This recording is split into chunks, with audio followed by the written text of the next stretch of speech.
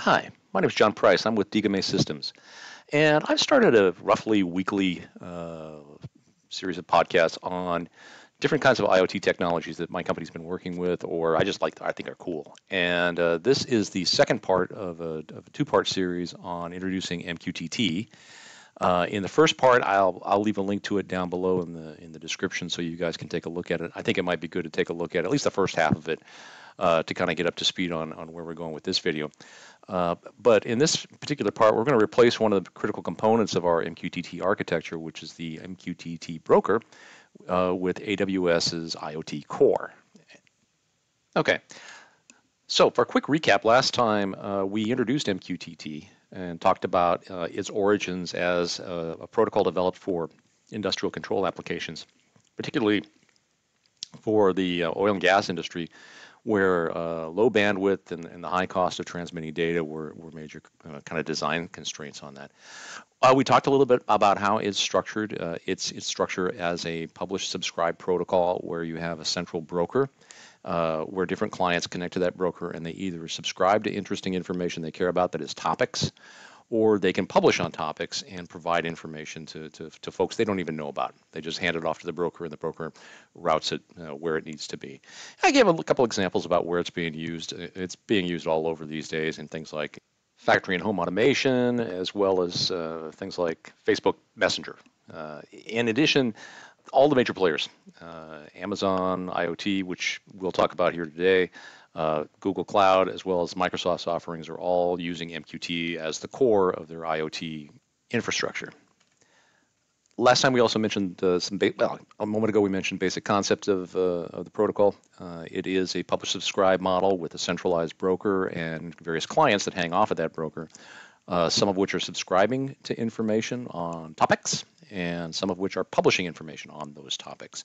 And so the broker is responsible for routing that information around between all the various clients.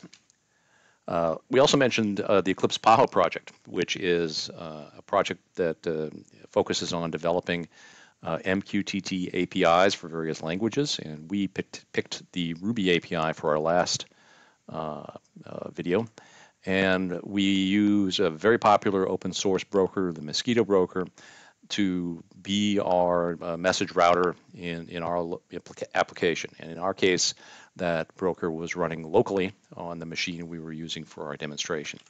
And then finally, what we did was we went out to an outside data source, which was OpenWeather, and used it to grab temperature and weather information for various cities and publish that information to the Mosquitto broker, which then routed it off to different clients that we were able to show. And we'll reproduce this today in a little bit of a different way. So recall last time the architecture looked like this. We have our weather publisher client, which is responsible for communicating with OpenWeather and using their web-based JSON API to pull down current weather information for various cities, and then publish that information on a weather topic to, in our case earlier, the Mosquitto broker, which was running on localhost, and which would then fan it out to subscribers of that information that we had also written and connected up to the broker.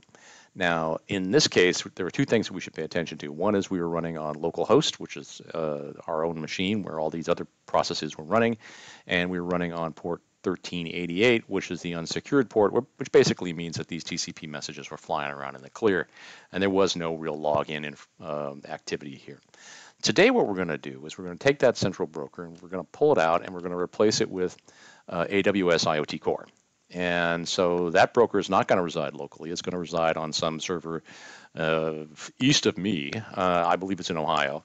And we're going to use a secure connection to that server and the various credentials that we need in order to establish a connection, and then reproduce what we've done here. AWS is extremely rich. And so what we're doing today is barely scratching the surface of AWS IoT Core, but it's a nice way to kind of bridge where we were in the last video and start to move into the space of AWS.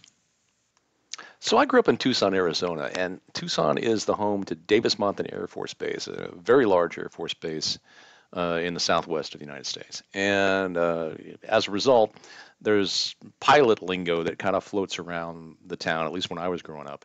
And one phrase that we used to use was target overload. And I was going to use it in this talk kind of off the cuff and then realize that maybe some folks wouldn't understand what I was talking about. And I went online looking for a definition. And what was funny was I went off to the East Asia Student Net and found a really good one, which is, if a pilot's faced with several potential targets at once, they're likely to dither so much that they fail to attack any of them before the opportunity passes.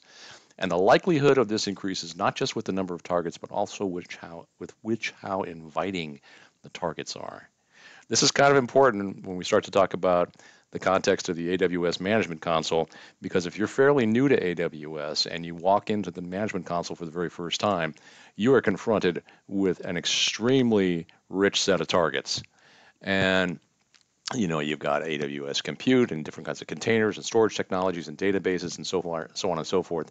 The key to actually navigating this is really to figure out how to neck it down and work your way through. We're hiding down here in the lower right corner today for our talk on the Internet of Things topic area, and we're focusing in on one of the whole set of IoT technologies that AWS is offering, and that's just IoT Core. And the reason we're doing this is it looks an awful lot like what we were working on in the last video. We're really focusing on MQTT and the broker. So let's take a look at this and dive in. So let's go click on IoT Core here. And when you do, you wake up here on the AWS IoT homepage, and underneath here, you're seeing some major categories on the left-hand side, and these are important for us to think about. Onboard is a mechanism by which you can get your devices connected up to AWS IoT. And the big value add that AWS is offering are a whole suite of management tools for doing things like handling security and handling like the registration and provisioning of large numbers of devices.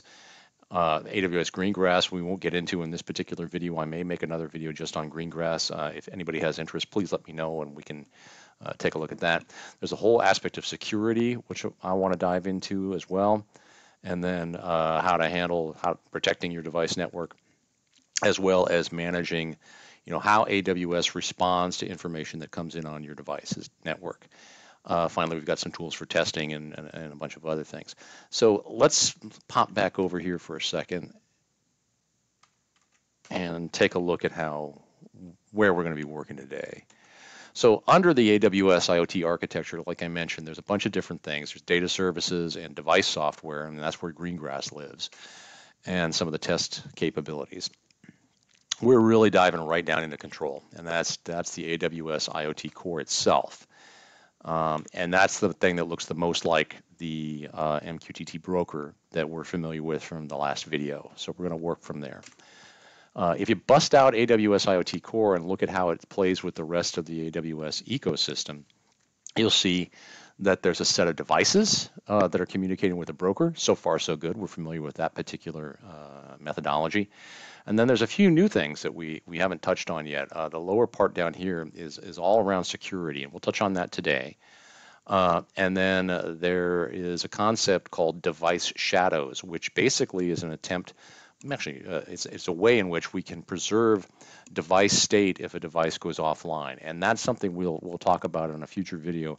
But the idea here is that if a device is offline and when it comes back up again, I want it to have a certain configuration, I can write to its quote shadow, and that then will get updated over there, and that's kind of convenient.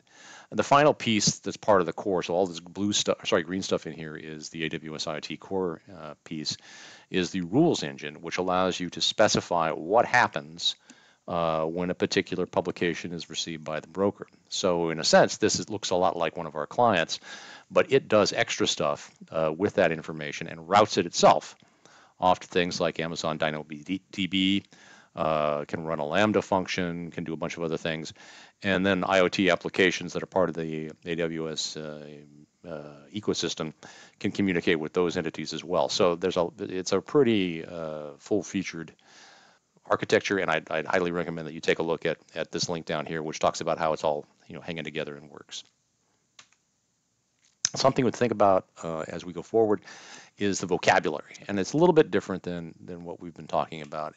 Endpoints are the address of the MQTT broker. So previously that was localhost for our Mosquitto broker. In our case, we're talking to the AWS IoT Core service that we're authorized to communicate with.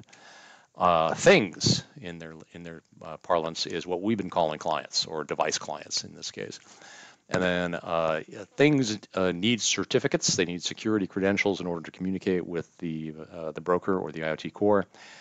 And in addition to the certificates just to connect up and communicate with the core, we also need to define policies for things that set restrictions on what topics they can, if they can publish, if they can subscribe, what they can subscribe to or publish on.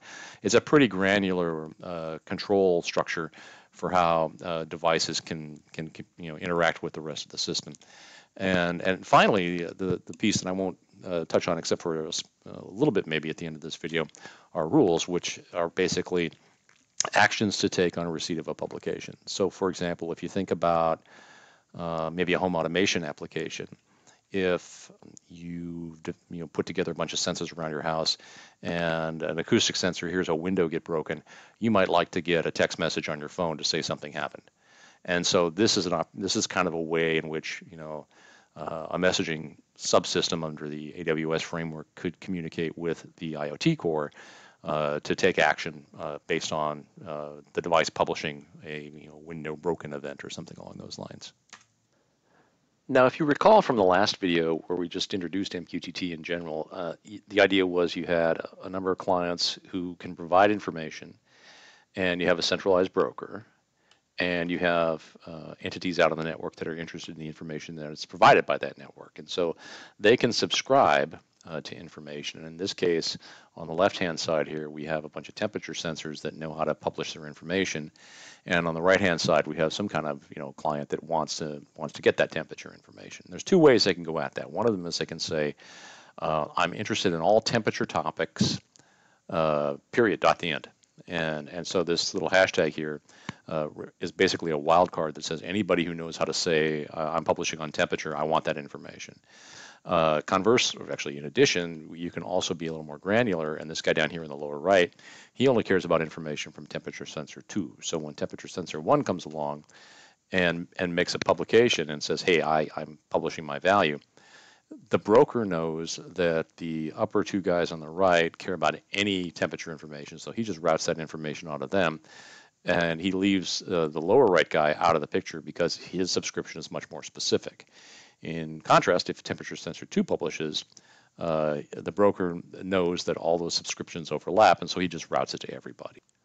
Now, before we get too much farther down the road, let's pop over here for a second and return to the AWS IoT landing page that we were looking at earlier. Let's go down to test. We haven't done anything with devices or security. Let's just go to test and see if everything's hooked up okay.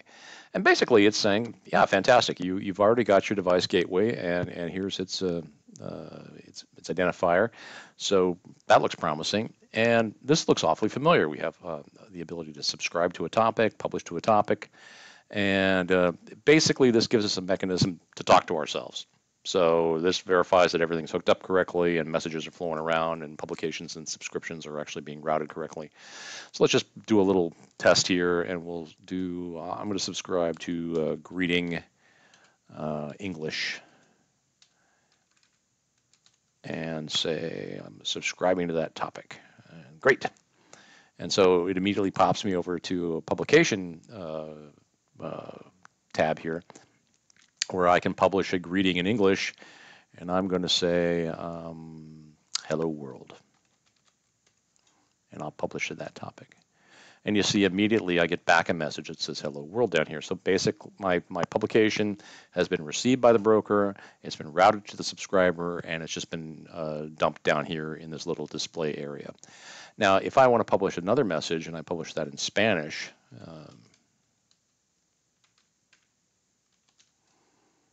and that would say something like, I don't know, hola mundo. And publish that, we don't get anything down here because we're not subscribed to it. So if I remove this subscription and instead I'll subscribe to any greeting, using the wildcard we talked about earlier and say subscribe to that topic. And now if I want to publish, I'll do my Spanish greeting, Spanish, and I will publish.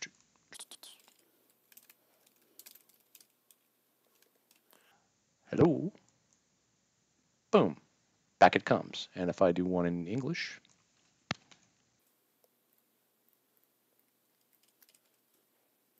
bam, I'm getting them both. So it looks like that aspect is working great. The next step then is to start to think about how we're going to connect our devices, our processes up to this system. So let's go back to the source from the last video where we're publishing weather information to our broker. And let's pop over here. And this is the little simple Paho MQTT Ruby application we put together. It uses the net HTTP gem as well as JSON to navigate the web services API and publish JSON messages.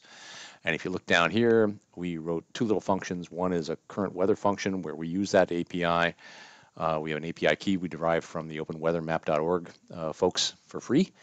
And we are using this URI to access the weather information and pull it back as a JSON payload.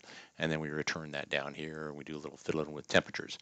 But if you go down here, we see that we have a callback we set up to tell us when the publication we made was acknowledged by the broker.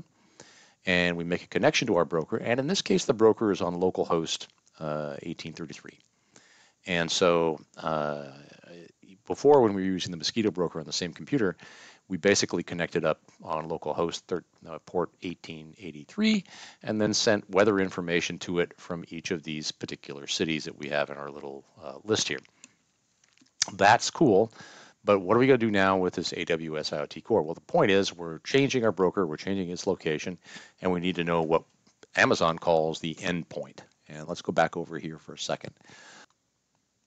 And if we look over here and check out this link up here and look at view endpoint, remember that endpoint is the URI for the broker under the Amazon IoT Core scheme. We've got this interesting looking URI that we're going to need going forward, and just kind of keep that in mind. So there's a special URI that Amazon provides us, which represents where that server, that broker actually is located out on the net. Now recall from earlier that location we called an endpoint under the AWS parlance, and there are things, certificates, policies, and rules. And I'm going to run through the next three pretty quickly so we can make some progress here. Things are what we call clients, or have been calling device clients or clients that provide information. Certificates are exactly that. They provide credentials for those things to interact with the AWS IoT Core. And then in addition to the ability to connect up and say hi to the core, we need to have some policies in place to determine what a thing can do. I'll talk about rules a little bit more near the end and see how far I get. So let's pop over here for a second. So back to the main window on AWS IoT. And currently we want to manage our devices. Now there's two ways to get devices into this system. One of them is to use their onboard links here, which are get started. And they're pretty cool. They're tightly coupled with some of their APIs. And what I'd like to do, though, instead is to do it manually, because I think you get a little more information about how the whole thing is put together. So if we go manage our things, remember these are the endpoints, so this basically is equivalent to our code. We don't have any things. So let's register a thing. And you can, like I mentioned, one of the value adds of AWS is they let you work with large numbers of devices. You can bulk register lots of things at once. We're just going to make a single thing. So let's go register one thing, and I'm going to call it Weather Station. Station. There we go. Cool. That's pretty much it. I can walk through this. You can apply a type to things that helps you group them. And basically, these are management functions. And I'm trying to keep this particular talk fairly high level and simple. So we can bypass all the optional stuff and move on to the next. And because a thing needs to be securely connecting off to the endpoint, we need certificates. And so I'm going to go ahead and use the recommended path, which is the one-click certificate. and hit that here. And now we have three things that we can download. We have a certificate for the thing, a public and private key. This is all PKI infrastructure that we're using here, as well as a certificate authority for AWS IoT. So AWS is acting as its own certificate authority in this case, and I think that's fine in this particular context. So what we want to do is we want to download these things, and I'll download one here and let you kind of walk through the rest of it. Yes, we're going to keep it, and we'll just grab the public key, and we'll grab the private key, and we'll grab our AWS certificate authority certificate, and they take us to this page, and we need to figure out which one we want. I've been going with the 2048-bit key. It'll take you to this page. We'll save that 2048-bit key certificate here. We'll save that as right here. I've already saved it once already. We'll save that, and there you go. So you guys will need to do that for yourselves. I put a cert directory in my project. You guys may want to do the same thing. If you want to use the example code pretty closely to as is, you'll need to do that. And then these various keys you'll need to rename to be compliant with what the software is expecting. You'll see that in a second. Okay, now that we've got our certificates, we need our policies figured out for our things. So let's go back over to the console area here where we got our certificates from the server, and look down here on the bottom, and it says, hey, attach a policy. And so we're going to attach a policy. So the certificates let us connect to the server in a secure fashion, and now we need a policy to tell the server what we want it to be able to do. And so down here, we are going to look for a particular thing, and we don't have any.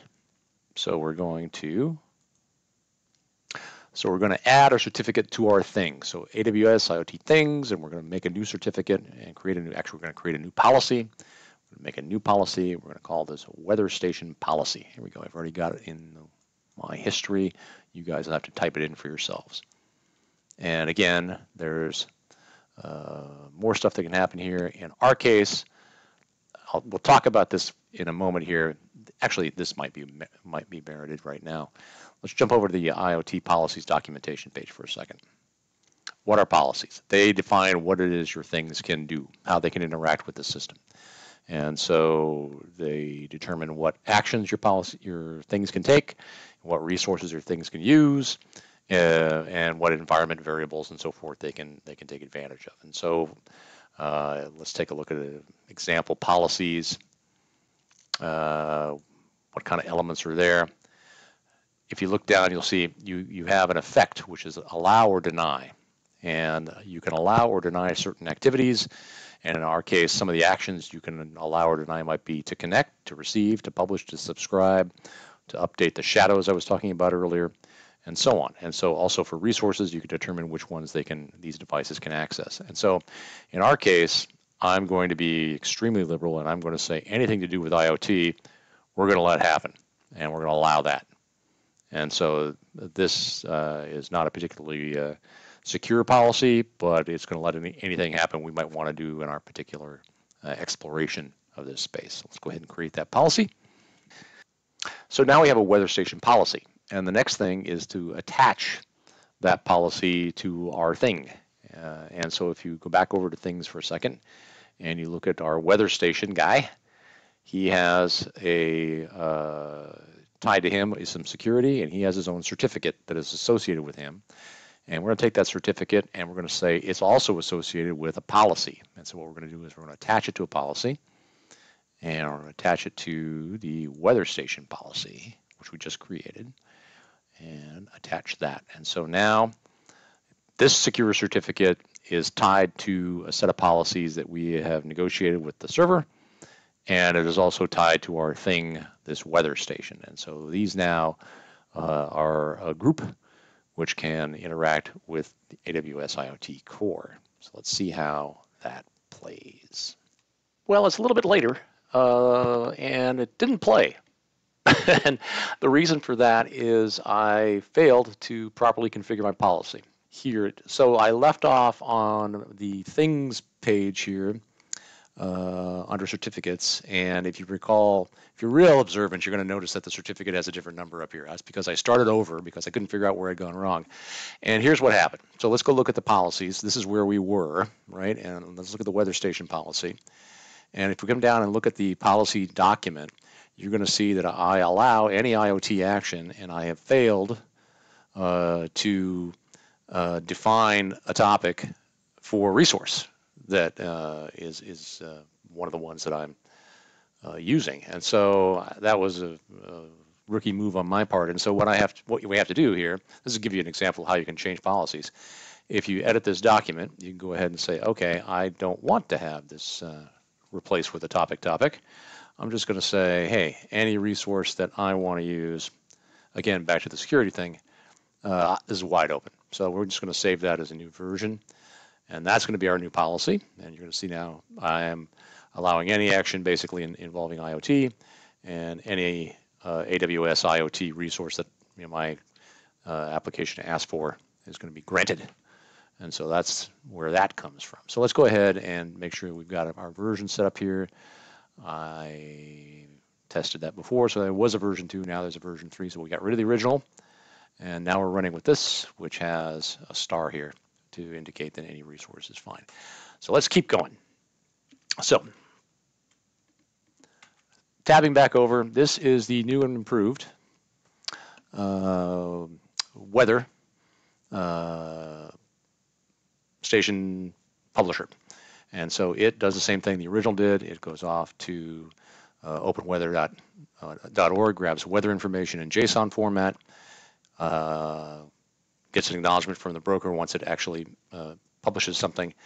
And it now is a little different. Before it was just connected to localhost, and now what we're doing is we're using an SSL connection, and we are using a context in the SSL of our certificates. And so the certificates we downloaded, we've renamed certificate, private key, and we're using the Amazon root certificate authority document. Those 3 things we have to have, and I put them in the certs directory. You guys are going to have to make your own for your particular application, and you're going to have to use your own endpoint as well. And so instead of connecting to localhost, we're connecting to this Amazon Web Services endpoint, or IoT Core endpoint, and we're connecting on a secure port. And same as before, we run through a list of cities, grab the weather, and publish it up. Now here what we're doing is we're publishing the temperature. We could also publish the entire report. I may do both here as an example, and off we go. So let's go ahead and run this and see what we see going back to the test page. So over here, we have our MQTT test page. Let's now subscribe to anything to do with weather, and we'll subscribe to that topic. And going over to our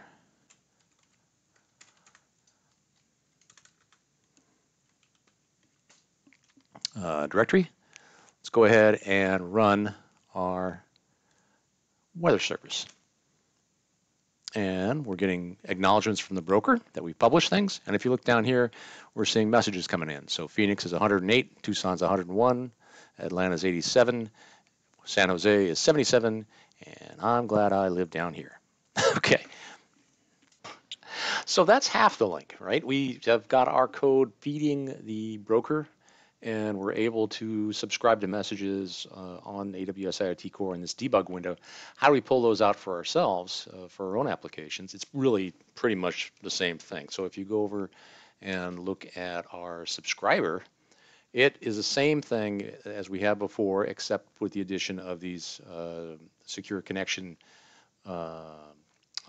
credentials and new endpoint, just like we had over there on the publisher. So it's exactly the same stuff. So let's fire it up and see how it works. So let's go over here and fire up our subscriber.